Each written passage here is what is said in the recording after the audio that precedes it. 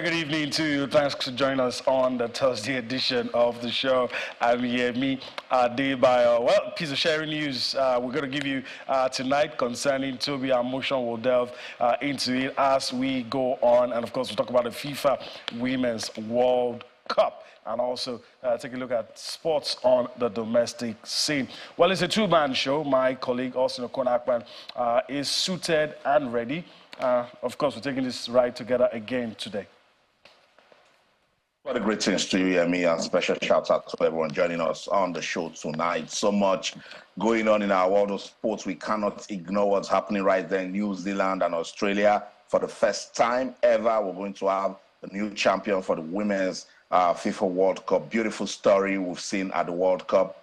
And sharing news, as you mentioned, Tobi Amusan will be competing at the World Championships in Budapest. I was just wondering, how's it going to be like without the world champion in the women's hurdles event? So she's been cleared, she will compete. It's not just a good one for Nigeria, it's a fantastic one for the continent of Africa, and of course to everyone that loves Tobi Amusan.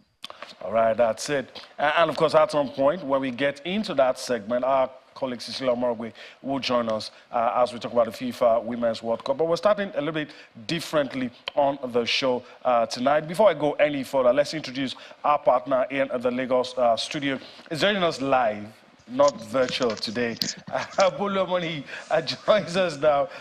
Greetings to you, Bolu. It's good to see you live. Well, actually, it's good to be beside you this time around. Maybe I can have a shake instead of waving from distance. Yeah. And Austin, good evening. I saw the way Austin was smiling talking about Tobi. I think the only person that won't smile talking about it, you have to have something bigger than the devil living inside, because she maintained her innocence. And yeah, I think it's definitely something to learn from her, to that be more careful. Yes, she's clean, but if you try to move it over the road, you could get in trouble. So I like that it's clean. Yes, it will affect their preparation, but at least she's competing. Like Austin said, world champion at the World Championship. Now it will make sense if she's not there. So congrats to her. All right. Okay, let's just say it as it is. The news, as we have it, a panel, that's a disciplinary tribunal by majority decision, has today found that Tobi Amusan has not committed any anti-doping rule violation of the three whereabout failures within a 12-month period. However, the AIU, that's the Athletics Integrity Unit, the head, Brett Cloutier, has indicated that the AIU is disappointed by this decision and will review the reasoning in detail before deciding whether to exercise his right of appeal to the Court of Arbitration for Sports, that's CAS, within the applicable deadline. The decision is currently confidential, but it will be published in due course. Well, the most important information, Amusan's provisional suspension has now been lifted with immediate effect. So there are a lot of things here. A suspension lifted. The AIU probably not happy. They're going to study this. Whether or not they will go to CAS is left to be seen. We'll monitor that. And so, looking at all of the scenario, now the preparation wasn't ideal. She will compete, but whether you like it or not, even if you're Superman, Superwoman, all of this will affect you. Then also the fact that some people somewhere are still thinking we're going to drag this further. Well, for CAS, before CAS will reply, the competition will be over. CAS is not who you write to and you get instant judgment. No, it takes a while because there are lots of things on their table, so they take process a step at a time. The rule or what she violated was that she missed 3 tests in a year, which the rule says but her defense was the 3rd test. She got tested a few days before then. And that's one of the reasons why she missed out. That was the first thing she put out. So maybe that's one of the things that gave her a go from the tribunal about this. She got tested days ago. Why are you pushing this one to her? It's hard. I've heard many people play the racial card. It's hard not to agree with it, because I remember listening to Serena Williams talking a few years ago that how come she's the one that gets tested more than everybody? Yeah. That she gets tested more than twice of what they do to others. And if she mistakenly missed one, everybody comes to her. And again, one of the things I feel still work for Tobi is she was clean. So there's no excuse of, the reason she missed was because she had doping in her system. She had no history at all.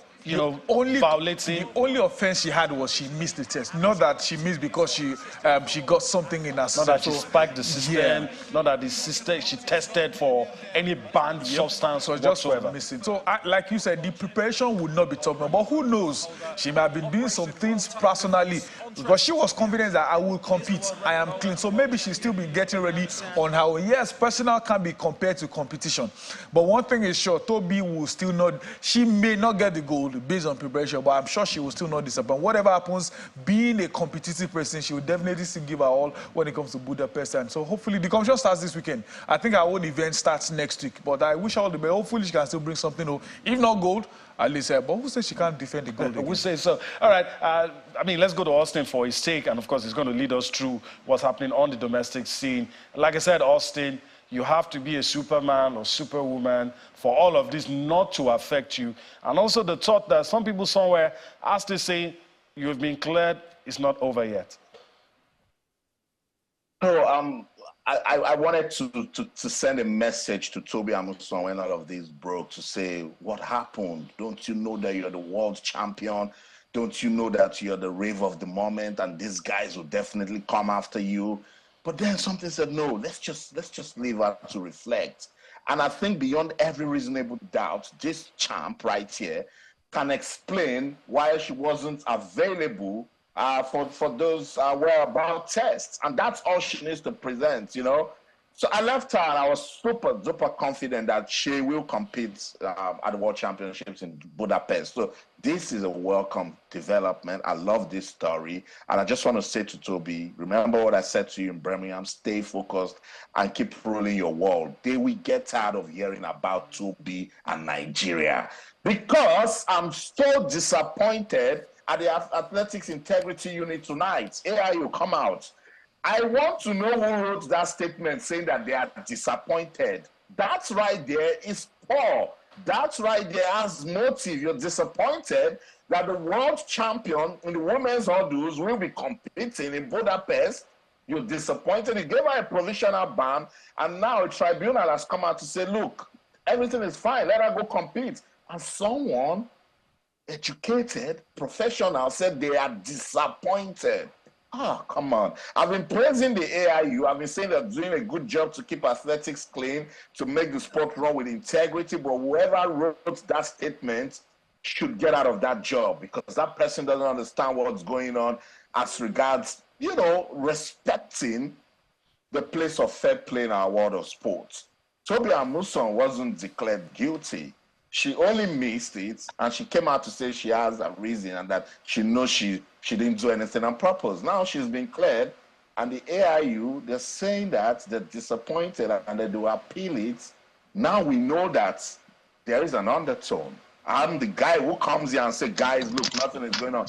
But with this statement, Yemi Bolu, there is an undertone. Someone was hoping that Tobi Amusan will not compete at the World Championship in Budapest. But you see, Tobi doesn't just go there with all the hard work and smart work. She's also a child of God. She prays, she goes out there with everything that is from the heavenly host to go with her. So I want her to stay focused, go out there and let them know who we are once again in Budapest. And when she wins it again, probably break a world record, the AIU will be disappointed some more. I hope so. It's hard not to sound partisan. We'll try not to. But then we hope that there's not... Well, yeah, man, we weren't sounding partisan. You remember when we were talking about this? I started by saying I was disappointed at what happened with Tobi Amusan, that was careless. But somebody writing a press statement saying they are disappointed, that's your standard. As AIU, your job is to bring integrity to athletics. We love the work you're doing. But that you are disappointed that in Nigeria, and the world champion will compete at the World Championship in Budapest, then you don't understand the rule of fair play. That is so poor.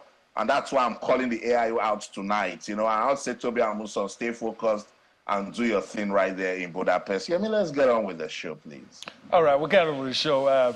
Bolu wants to say something, I want to say something, but we have to move on. I mean, this just came in. We weren't even planning to start this way. It just came in, and of course, since we've unloaded everything that we have, so let's move on. I was going to yield to you. We're going to Edo State and talk about what the governor is doing with Bendel Insurance. You've praised them to the high heavens, rightly so. They've been doing the right things. And that's it. And they get ready for the CAF Confederation Cup game on Saturday. Everything that Bendel Insurance have done in the last 1 year is worthy of, emulation. We have said that state government should go and look at Bendel Insurance and see what they've done, and try to emulate it so that we can take sport from, the level where it is in Nigeria to the next level. Shout out to Bendel Insurance. Shout out to Edo State government. The pitch is looking good. They're getting ready for that competition on Saturday. And the Governor Godwin Obaseki, is confident that Bendel Insurance can do something at the CAF Confederation Cup. Let's listen to him.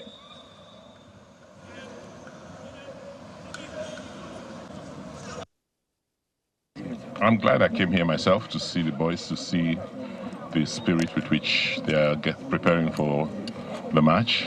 And like you can see for yourself, they are putting in their all, So we are quite optimistic that with the support the home crowd will give them, they should win that match on Saturday.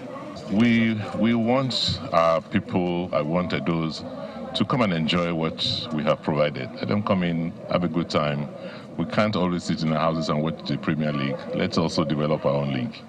And I believe these are the beginnings of getting our people more interested in local sports and, putting our own money here. Bendel Insurance are getting ready to take on Association Sportive Olympique de Chief, or popularly known as ASOCHIF of Algeria. That's going to be a very difficult game, Bolu, because I've been taking a look at ASOCHIF last season. Pretty decent side. They beat some of the big teams that we know in the Algerian league, and we know how we struggle against the North Africans. Let's wish Bendel Insurance all the best. Well, one of the first things I would say to them is against North Africans, if you are playing at home, score as many goals as you can. Don't leave anything to hope. Don't leave anything, okay, 1-0 we can. Nah, if you see every opportunity to score 200 goals, score everything, because we've seen the Nigerian team score 4 at home and still end up losing in the second leg. So this time, I believe our competitors, they've learned from what we saw last season. And I wish them all the best. I say it all the time. Everyone has said private investors can help our league run. We can see example of that with Remo Stars and Sporting Lagos. Well, government club can also run well. Bendel Insurance is a good definition of that. They are also a properly run club. So we want to see this evidence in what they do, not just in Nigeria, and also on the continent. I wish them all the best. I think all our teams competing on the continent can escape the first round. Where I'm really worried for them is the second round. But again, we can't talk about second round until they scale through the first round. Hopefully, Bendel Insurance get the job done. Then we can start thinking about next round and talking about the group stages. And like I always say, you see, it's not... Look, in sport you can lose. It's the way you lose. Yeah. And most of the time when we lose, sometimes it feels like sabotage because we keep shooting ourselves, in the foot. But now, if you're getting support from the governor, as high as the governor, I mean, it tells you that logistics will not be an issue. Isn't a problem, yeah? So it's for the players to get their head right. That does not mean they can't lose. But At least the Falcons lost, but people still praise them for we were impressed. We were impressed. I mean, we're not talking about the manner of the loss. We're just sad that we lost. And I hope that will be the case. Our experience on the continent in the last few years has not been good. Yep. Has been terrible, but I hope there will be a change. All right, still talking about football on the domestic scene. Let's talk about Abia Warriors. Abia Warriors also a team that also has praised to the high heavens, and you can understand why. And so the new man who is in charge of the club, not coaching now, in terms of administration, John Obu, he's been talking about his plans, how to position the club ahead of the new season. He's been talking about it, and of course, he's been letting people know, look, things will be different now that I'm in charge. Let's listen to him. We'll come back for more sports tonight.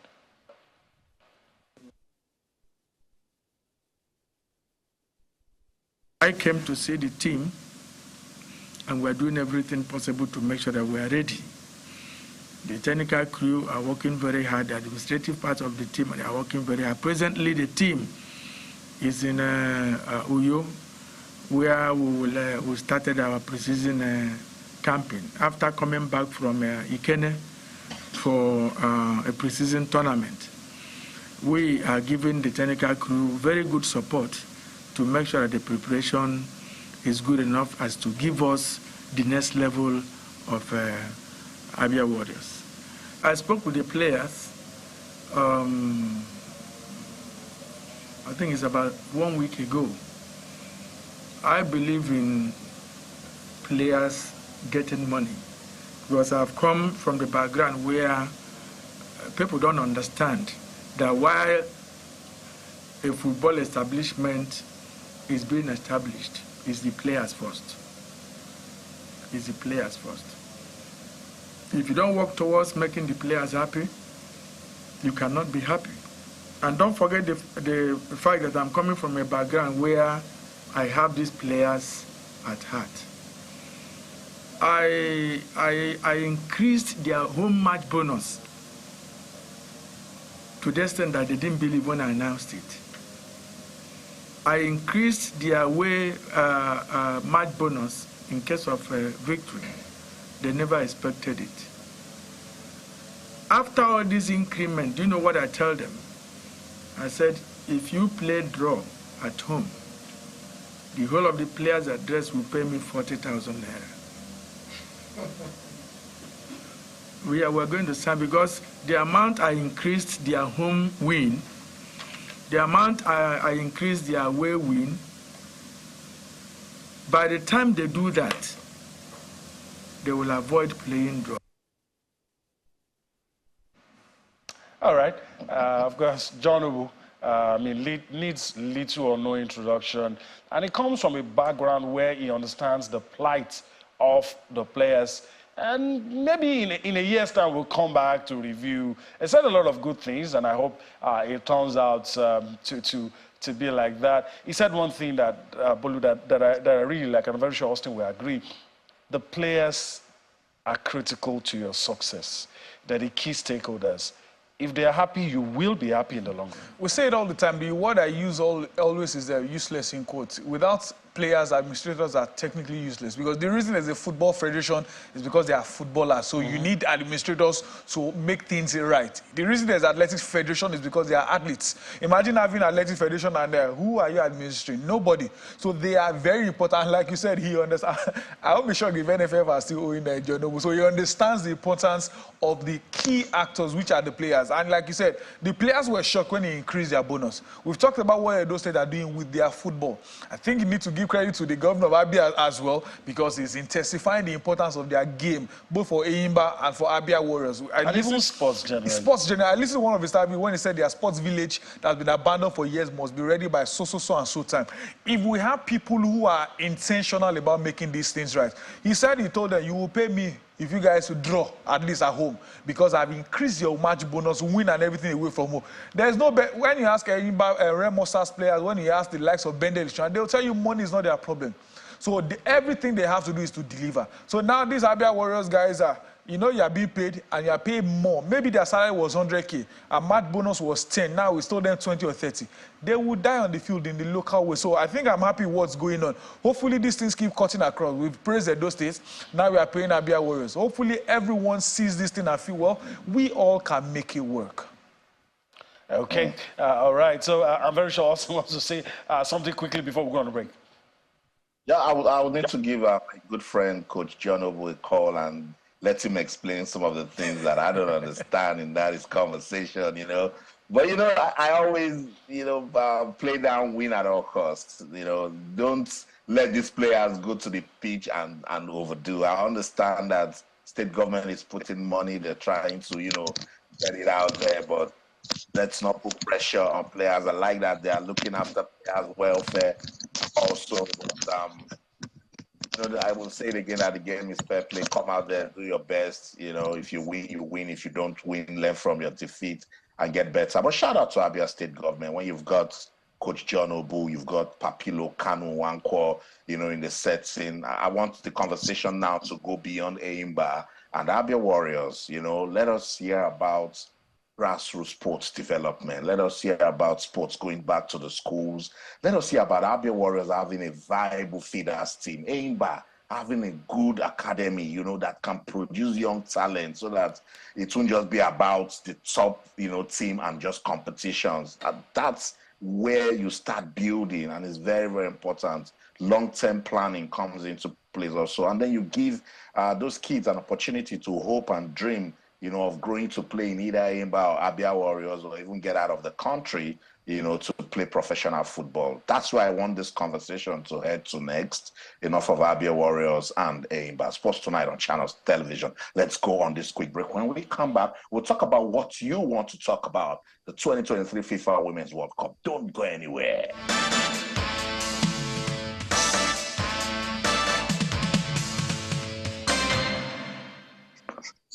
Welcome back, Sports Tonight on Channels Television. Time to talk about the 2023 FIFA Women's World Cup. And don't forget, this segment is brought to you by Stanbic IBTC, the official insurance partner of the Super Falcons of Nigeria. The Super Falcons did us so proud at the World Cup. Yeah. So let's talk about what's going on. And right away, let's bring in our correspondent, Cecilia Omorogbe. Cecilia is having so much fun right there at the FIFA Women's World Cup. Cecilia, what's the updates? I told you, don't underrate England. Yeah, good morning, Austin, from Australia. Good morning, Amy. You know, we actually know what England can do. You know, the difference is we're just okay because of what the Australians have gained from this World Cup. Let's just let them crown it all, winning the trophy, but it just didn't happen. England, for instance, like they're European champions, Austin, and their coach Serena Vigma. We've talked so much about how successful she's been. Imagine taking a Netherlands who we didn't reckon with them in 2017 when they were playing the Euro Championships. They hosted and they won. Serena Vigma, she was in charge. She took that same team to the World Cup in 2019 in France, and they went to the final. Of course, USA, didn't give them the opportunity to win. US had to win that. And then she came to England, and last year, the first trophy for them, for the first time, England won the World Championships, European Championships women. And now she's in the final again. So when you look at all the coaches that we know when it comes to women football, apart from G. Ellis, she's the next. So when you have a coach like that, she had a plethora of injuries coming into this tournament. Alessia Russo wasn't even starting games at European Championships, but she became a starter here. And of course, what has she done? She scored most of crucial goals.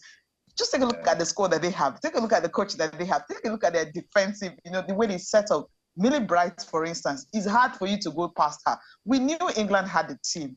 But, sometimes you just wish that something else could happen. Just like against Nigeria. I mean, Nigeria literally gave that game to England. Even till now, English press are still talking about it. That immediately England were able to go past Nigeria. They knew that the three Lionesses could get to the finals because the Super Falcons happens to be the only team that could match them when it comes to fitness, when it comes to pace, when it comes to race and everything. They match them 2 for 2. So taking that out, I mean, every other team were just beatable for them. I mean, we defeated Australia 3-2, so that's why they host their crowds and everything. So you wouldn't expect anything less from an English team who were pumped up because they said it was a hostile environment when they were playing that game. As usual, 75,000 plus filled up capacity. People outside the stadium were like thousands, different screen at that Olympic Park right there. People watching and just rooting for this. Somehow, just didn't happen for the Australians. But I think to them, it's still a historic moment because they've never been to the semi-final before. And the coach who is taking them there was the assistant to G. Ellis when he won 2 World Cup trophies with USA 2015 and 2019. See how big this is. Oh, I know, Cecilia. I've been saying congratulations to my English friends and colleagues, but I always remind them that they couldn't beat Nigeria after extra time, So if England can get to the final there, football was just, unfortunate with Nigeria. Yeah, the other day, you weren't so sure about this England team. Have they cleared your doubts? I don't know. I'll sound partisan. I don't know. Cecilia spoke my mind.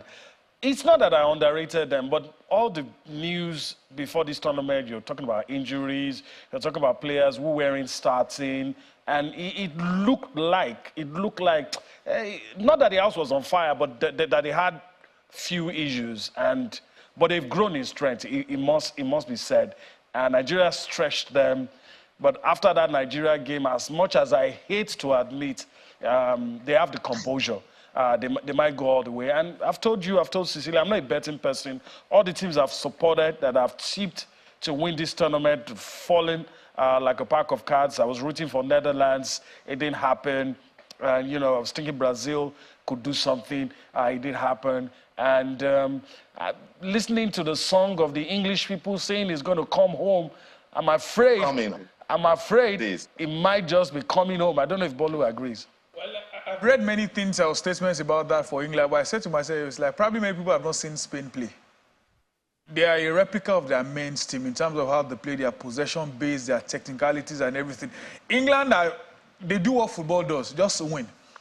If you check, England's best games are the ones against Australia and China in the third group game. Other games have not been spectacular. It's just that they've been doing the most important thing in sports, which is to win against whoever is in front of you. I think the game in the final will be 50-50. Maybe for bias reason, for whatever reason, me and Austin are on opposite ends on this one. I think I'll tip Spain because I've seen those women play. It's hard to pin them down, but on the flip side, they got almost 80% possession against Japan and still lost 5-0. You know what? We've gotten ahead of ourselves, and we can be forgiven. We're talking about the final. There's a third place. So let's speak a little about the third place game. I'm very sure Cecilia has a lot to say as well. Of course, Australia and Sweden, both teams would have wished to play in the final. It didn't happen for them. I'm very sure you're going to see it on your screen just about now, confirmation of that game. So there you have it, just information about the final and of course, the third place, Sweden and Australia, Spain, England. We've said a lot about Spain, England, and we'll get to that in a bit. But Sweden and, of course, Spain. Sweden and Australia, I beg your pardon. And, talking about the fans, they will need the fans. Let me go to Cecilia quickly. From the reports you've sent in and listening to those people, it does appear like the Australians are proud of this team and are trying to support the Matildas to ensure they get something from this tournament. Yeah, the support is massive, really. It's just like when the Super Falcons were out of the World Cup, the support they were getting. They were out, but then support was still coming to them. And then same thing with the Australians. They're saying that no matter what happens in the third place match, they know that the Matildas have done the country proud. Football is not something you talk about in Australia. When they gave them to host the World Cup, there were the talks about can they fill the stadiums. But we've seen that even when the Matildas have not played, parks, screens are everywhere, at bars, hotels everywhere. You see them filled up. Now for the fans now, the day I talked about the day Colombia played England. You could see that half of the stadium were still Australian. So the support obviously is going to continue for them. Most of the players, spoke to Australia at mid-zone. We're talking about Sam Kerr. They were happy that this World Cup hasn't been the best for her because of injuries and everything. But that goal that she scored literally lights up the stadium. And that alone have actually gathered the fans behind them more. Fine, this third place is going to be in Brisbane, not here in Sydney. Fans travel with this team, and even when they're not traveling, you see them cheering, the players. When we were coming from that semi-final, the train station was filled up.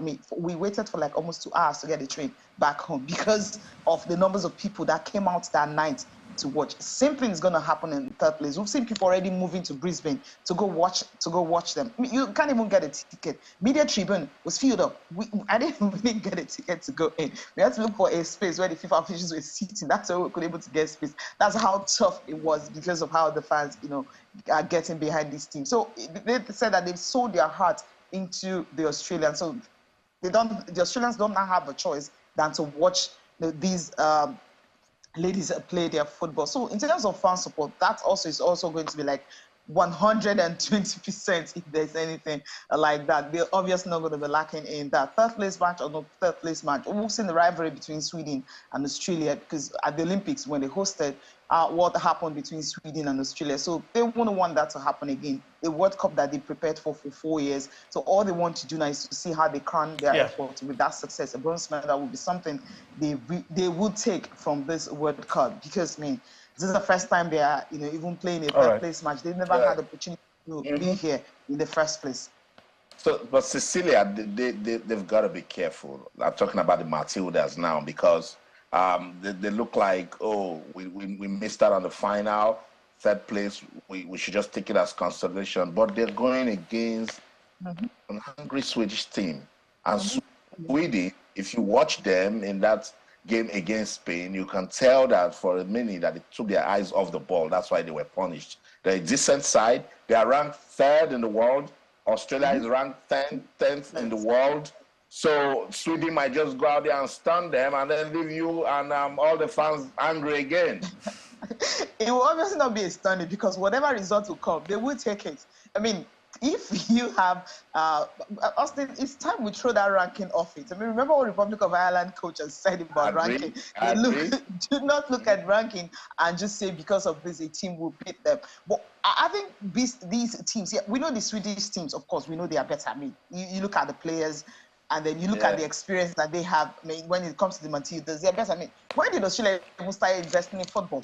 I mean, when they started investing in football, they had to start with that equal pay. I mean, I think one of the first nations that started paying what they're paying the men, that's also what they're paying the women. They started all that. And so we've seen a country that is building, Women's World Cup. We've seen most of their players, like you see their players playing at Chelsea, Barcelona. So they've seen the players traveling out to go play. We've seen Sweden. I mean, when it comes to women's football, Sweden and Norway started the growth of women's football, especially at league level. We've seen this over the years. But player for player, yes, you might say, okay, the Swedish team. But these Australian teams happen to be a team that they're playing for something.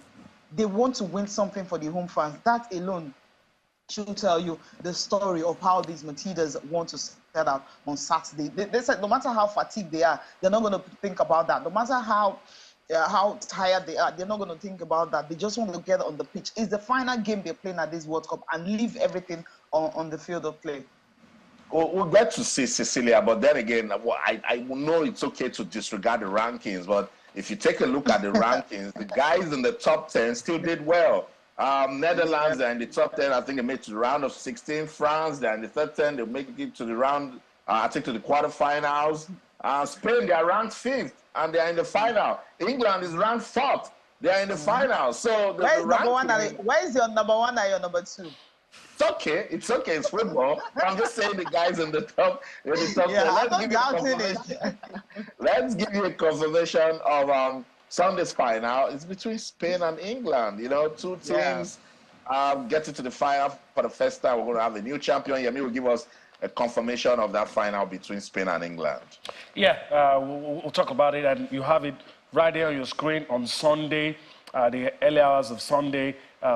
Spain will play against England, and so we'll look forward to that. Bolu, we're pressed for time, but your thoughts, third place, quickly.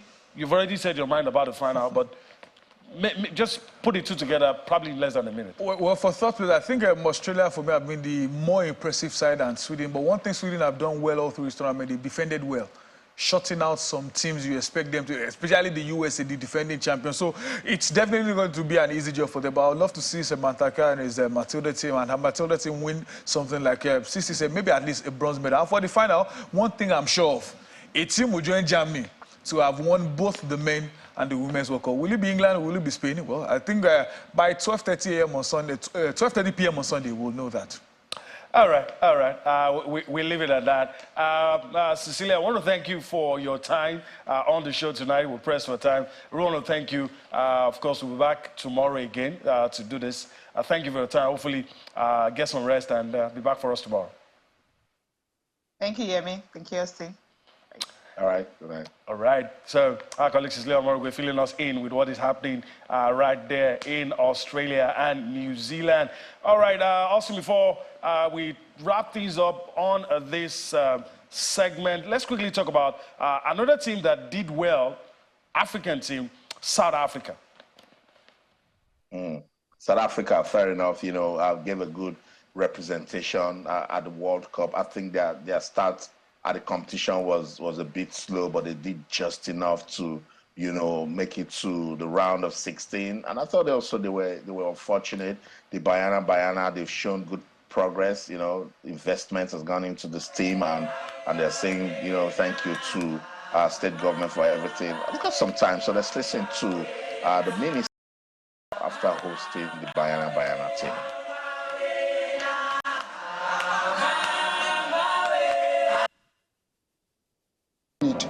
It's unfortunate that both teams, particularly Banyana, against all odds, they had to perform on the field of play for us to appreciate the power of women in sport. And I think what you see today is a recognition of excellence. In many countries, they do recognize their athletes who are doing better. And I think we in South Africa must not be ashamed. We must do it without feeling embarrassed. That those who are performing better in the global stages, we must acknowledge and recognize excellence. We'll do so over a period of time. Our athletes throughout in different sporting codes are doing exceptionally well. We in order to encourage them to do better, but also to inspire others. More about progress, you know. We sent 4 teams from Africa to go to the World Cup. Tough. Zambia is in a very tight group, and it was the first time I think they went to the World Cup. And I think they had really good preparations, but I think they need to learn from this, going obviously into the 2027 World Cup. And Morocco, South Africa, and Nigeria also have the experience. I mean, Morocco I knew also to qualifying for the World Cup, but I think with the resources and everything being given to them, they were able to make the progression that they needed. Nigeria has been in multiple World Cups. They know the experience, they know when to peak at the right time.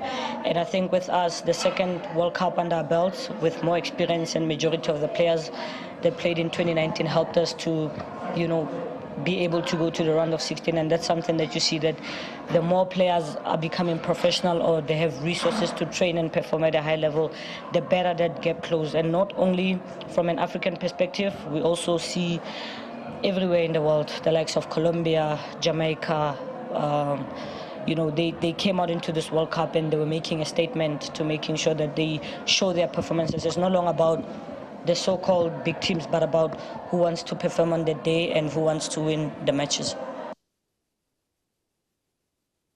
So that's it, Bayana of South Africa. They're back home and they're proud of everything they did at the FIFA Women's World Cup. Let's get on with the show now. Talk about Neymar. Neymar has joined Al Hilal of Saudi Arabia, and that's a move that has sent shockwaves all through the world of football. People are talking about it. They cannot believe it, and it's going to be earning a staggering fee. We didn't see this one coming. He has been unveiled today. Neymar, who is just 31 years old, he will be paid 129 million pounds a year at Al Hilal. 6 times, listen to this, 6 times the amount he earned at PSG after signing a 2-year contract. Bolu, local media right here in England, they've been saying, what did he go to Al Hilal? Why at 31 he can still play football in Europe? It seems football now, it's all about the money. Well, if you break down everything in the Neymar contract, you would feel like, what's going on?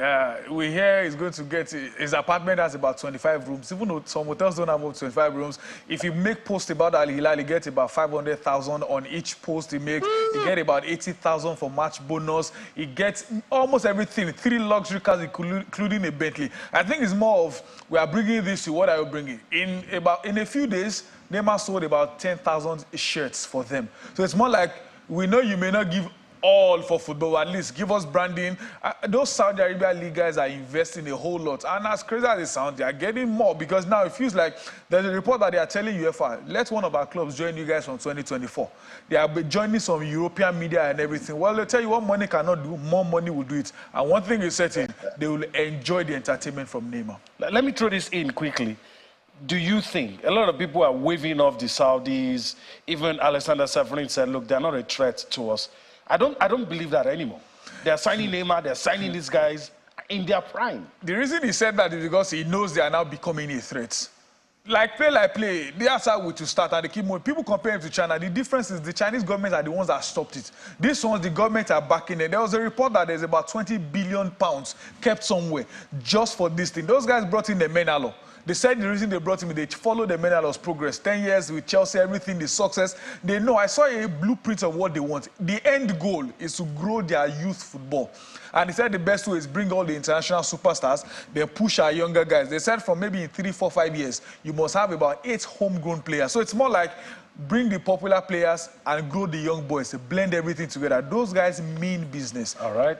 They mean business. Sometimes you wonder if you're in the right profession. All right, let's talk about the Super Cup. And that's how we wrap things up in a few seconds. Man City struggled. That's all I'm going to say. Yeah, but that's a good one. Manchester City, finally, they've got the Super Cup. Pep Guardiola, just give him all the trophies. Whenever they say a trophy, they just want it. Because I think Sevilla did just enough, but, you know, penalties can be penalties. And after losing that last one, Manchester City and Pep Guardiola had to lift the Super Cup. You know, there's just something about Pep and this is Manchester City team. When they were playing that game, even when they were 1-0 down, something in you will just tell you that they're not going to lose this game. I know we don't have much time. Would have loved to listen to Pep Guardiola, but all of these players, including Nathan Ake, I listened to him, said Pep changed the way he sees football, you know, and that's what Pep can do. And every day he's making this man look more like he's not human. You know, when Haaland plays football these days, you start wondering if someone is holding a PS controller and, you know, controlling it. It's just fluid football. I love it. Congratulations to Pep Guardiola and Manchester City. Champion stuff all day, every day. I think it's about time we go. But yeah, I've just been thinking, Bolu, if Neymar can go to Saudi Arabia, then that brings that debate alive again. That why can't Victor Osimhen go to Saudi Arabia? Why can't Austin also go to Saudi? They just need to come for me. That's the show in London. I'm Austin Okonakwa, and in everything you do, remember, let's keep talking sports. Bye for now. Yeah, why can't they come for us? Yeah, good question. All right, Bolu, I want to thank you for your time on the show today. Hopefully we'll do another live session next week. Yeah, it's coming to it again. Good to be again on this lovely Thursday evening. All right, that's the show today. We're going to leave you with the comments, immediate reaction of Pep Guardiola after winning the UEFA Super Cup. He's looking forward to the FIFA Club World Cup. He wants to win everything. We'll leave you with that. I'm Yemi Adebayo. See you tomorrow.